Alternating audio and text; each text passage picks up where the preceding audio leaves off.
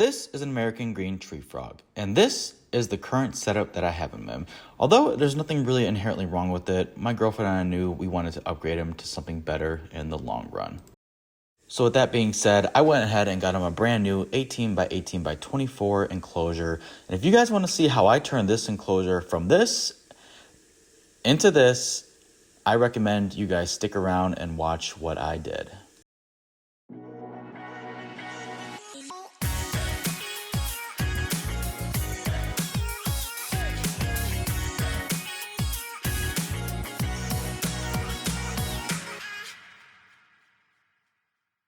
So I actually got this enclosure out of a trade that for somebody else, and I actually traded a white PVC enclosure and was able to get this for free, which is awesome because these enclosures are pretty expensive. So what I first did was took some water, poured it in there because I needed to make sure that it could hold water because I would be having a drainage layer on there.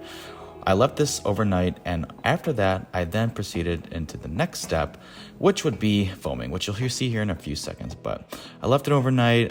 That's really important to make sure it holds that. Now, when I went to foam it, you see here that I just foamed all the entire sides. I used Great Stuff foam, which I preferably would use something a little bit more darker in the future, like an aquarium safe foam, but this works perfectly fine. After foaming, I left it to cure overnight, and then you get left with this hard texture here. Following that, I flipped it over onto its side, took this piece of cork bark, and what I was doing was basically mapping out how I wanted the enclosure to look. This was a little bit hard because I'm not the most creative person, but at the end of the day, it would work out. After that, I then took this piece of driftwood that I had from another enclosure and strategically placed it where I would permanently want it to be. Once I figured that out, I took some tape here and then taped it into the sides of the enclosure. I really wanted something that would look like a branch going across the enclosure from one side of the next, so that's inherently what I got here. After that, I placed the enclosure on its side, went ahead and foamed the other side of the enclosure, basically just the same process that I already did.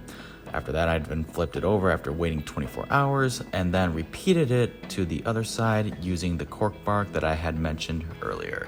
What's left is this hard texture that we will have to carve away to expose the porous surface below. So what I did is I took an X-Acto knife, sorry, not X-Acto knife, just a regular pocket knife, and I began my least favorite process of this entire thing when it comes to builds, and that's carving away the layers of the foam. Again, I just went ahead and did that for the entire enclosure, and this is the part where you can start cutting some cracks and crevices to make it look more appealing to your taste. During the carving, I took a wire brush onto my drill, and what I would use for this is to get in the other little deep crevices that I kind of miss. You can kind of see in the video there, I missed some of it, so this actually helps me get it a lot deeper and more efficient from there. After that was completed, I then took a shot vac and got all this little tiny dust particles out of there because one, you don't want this hanging around the enclosure when it's finished, and two, there's so much dust on the enclosure itself that the next step, which would be putting the silicone on, wouldn't be able to adhere, it'll all fall off. So make sure you just clean everything off very thoroughly and use any proper PPE if needed. Next order of business will be getting my background ready, which I simply use coconut core that I got off Amazon. The coconut core, I simply took all I needed and placed it in a rubber container, some water to the mixture, and then let it sit and expand. I tried making it look like it was expanding in this video, but I'm not that really good, so at the end of the story, the water made the coconut core expand. Everything was all expanded. It was easy to break it apart, and then any parts that were left dry, I could simply just add more water and then let it repeat the same process. After that was done, I went ahead and added some sphagnum moss from Home Depot, added a bunch of that in there to give the background some more texture, and then I simply just mixed it all up. I probably should have, I wanted to originally wet it, but I didn't, not that to cause an issue to the silicone, but ended up working out. I just used it dry and then completely mixed it up in there as well.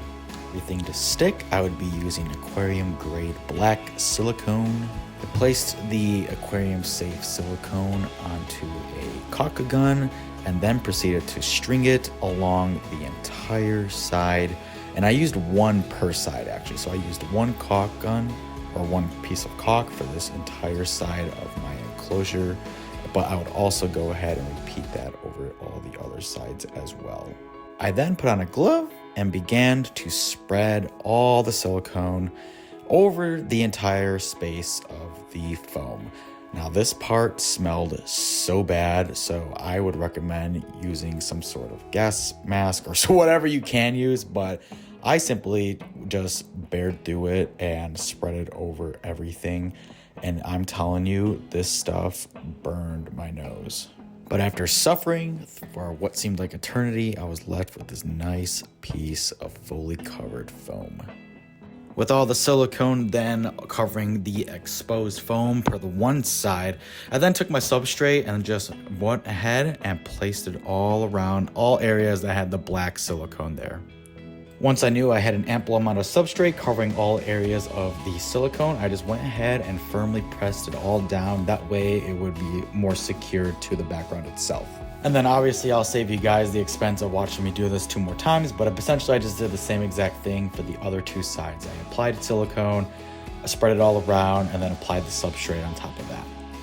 Now that I had my background finished, it was time to start the actual build from the bottom up. So I used clay balls or leca, and I just put them in a container, which I then transferred into the cage. To separate the clay balls from the substrate, I put a barrier in between, and I just simply used window screen that I also got from Home Depot. It was about $15 for this, but the thing is, it comes with enough so I'll use it for a few builds.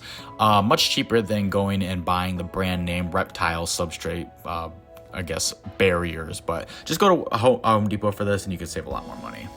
After cutting the substrate barrier to size, all I did was then place it above the clay balls, and I also positioned it so that it kind of slanted a little bit upwards, and that way any extra substrate that may fall on the sides, which will happen, will actually get caught. So I can limit the amount of substrate that'll actually seep through the window screen.